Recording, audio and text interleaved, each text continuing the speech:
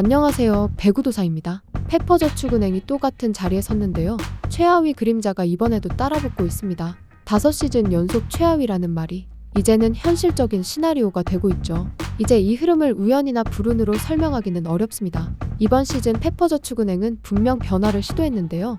연패를 끊어냈고 분위기를 바꾸는 듯한 장면도 있었습니다. 하지만 그 흐름은 오래가지 못했죠. 페퍼저축은행은 다시 익숙한 패턴으로 돌아갔습니다.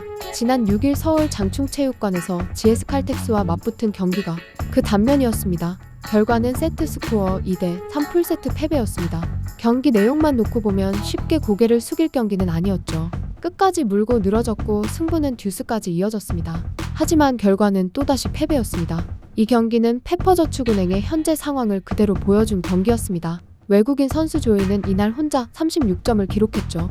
양 팀을 통틀어 가장 많은 득점이었습니다. 공격 성공률은 43%를 넘겼고 블로킹과 서브 득점까지 모두 해냈는데요. 조이는 할 수 있는 역할을 전부 수행했습니다. 그런데도 페퍼저축은행은 경기를 이기지 못했죠. 여기서부터 문제가 분명하게 드러납니다. 조이 이후에 공격이 보이지 않았는데요. 토종 주포 박정아는 이날 7점에 그쳤습니다.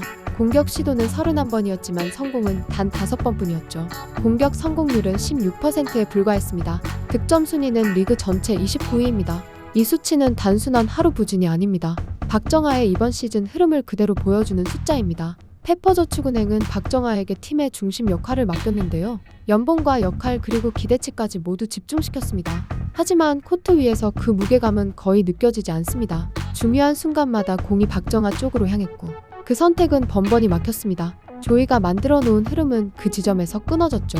배구는 한 명이 아무리 잘해도 이길 수 없는 종목입니다. 외국인 선수가 분전해도 국내 핵심 자원이 받쳐주지 않으면 승리는 완성되지 않습니다. 페퍼저축은행은 지금 그 구조에 갇혀 있습니다. 조이 의존 구조 그리고 그 다음이 없는 공격 패턴입니다. 이 문제는 이번 경기만의 이야기가 아닙니다. 이번 시즌 내내 반복되고 있는 장면이죠. 한 번 이길 듯 하다가 다음 경기에서 다시 무너집니다. 연패를 끊어내면 곧바로 다시 연패에 빠집니다. 페퍼저축은행의 현재 성적은 승점 21점입니다. 7승 13패로 리그 6위에 머물러 있습니다. 정관장과의 승점 차는 단 3점입니다. 언제든 다시 최하위로 떨어질 수 있는 상황이죠. 이 장면 역시 너무 익숙합니다. 창단 이후 페퍼저축은행은 단 한 번도 안정적인 중위권에 안착하지 못했습니다. 외국인 선수는 고군분투하고 국내 선수들은 기복을 보이는 흐름이 반복됐습니다. 그리고 시즌이 끝날 무렵 순위표 맨 아래에 자리하는 그림이 이어졌죠. 이제는 선수 개인의 부진으로만 넘길 수 없는 단계입니다.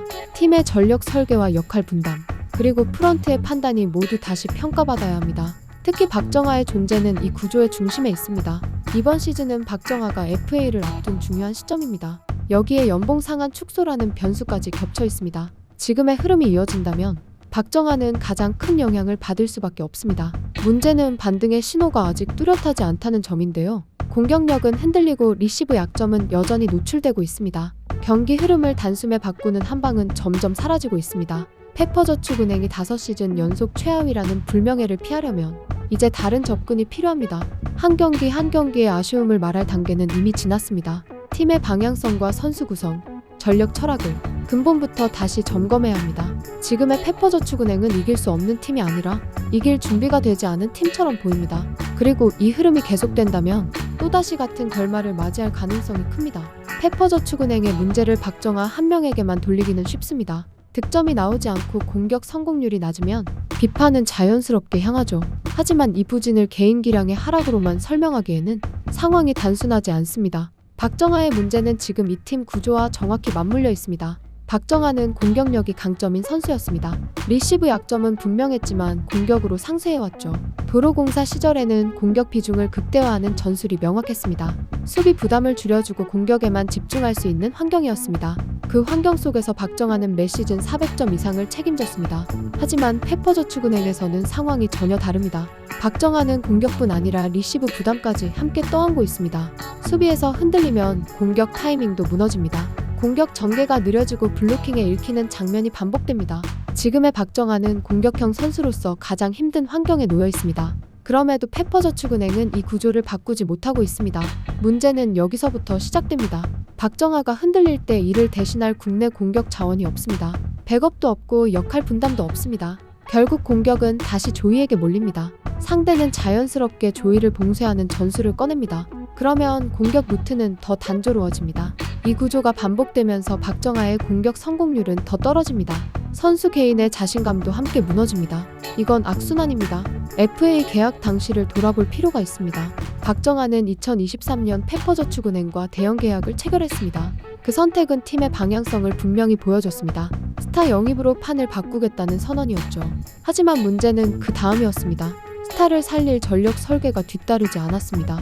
수비 라인은 불안했고 리시브 안정화도 이뤄지지 않았습니다.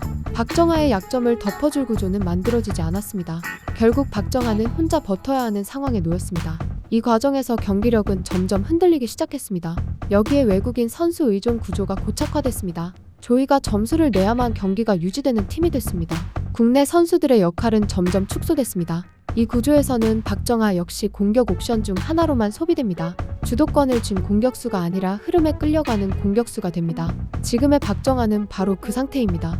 여기에 또 하나의 변수가 있습니다.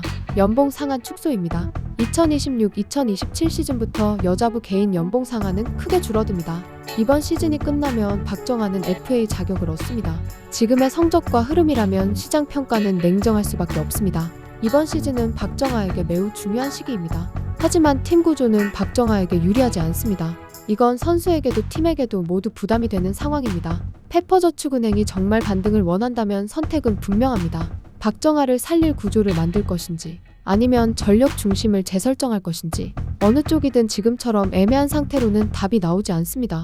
공격 비중과 수비 부담을 명확히 나누지 않으면 문제는 반복됩니다. 지금의 페퍼저축은행은 방향성이 보이지 않습니다. 그래서 결과도 늘 비슷합니다. 풀세트까지 가지만 마지막 한 점이 부족합니다. 외국인 선수는 분전하지만 팀은 이기지 못합니다. 이 패턴이 바로 페퍼저축은행을 묶어두고 있는 현실입니다.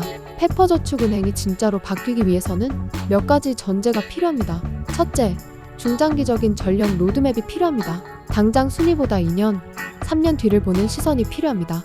둘째, 외국인 선수 의존 구조를 의도적으로 줄여야 합니다. 국내 선수들의 역할을 명확히 나누고 책임을 분산해야 합니다. 셋째, FA 영입은 해결책이 아니라 수단이라는 인식이 필요합니다.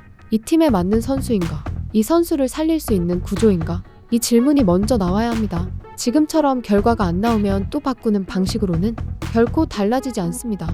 페퍼저축은행은 이길 수 없는 팀은 아닙니다. 다만 이길 준비를 오랫동안 하지 않은 팀이었습니다.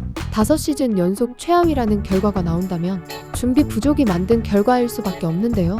이제는 선택의 시간입니다. 또 다른 변화를 선택할 것인지 아니면 지금과 같은 방법을 고집할지 그 선택이 다음 시즌 그리고 그 다음 시즌에 페퍼저축은행을 결정하게 될 것입니다. 지금까지 배구도사였습니다. 감사합니다.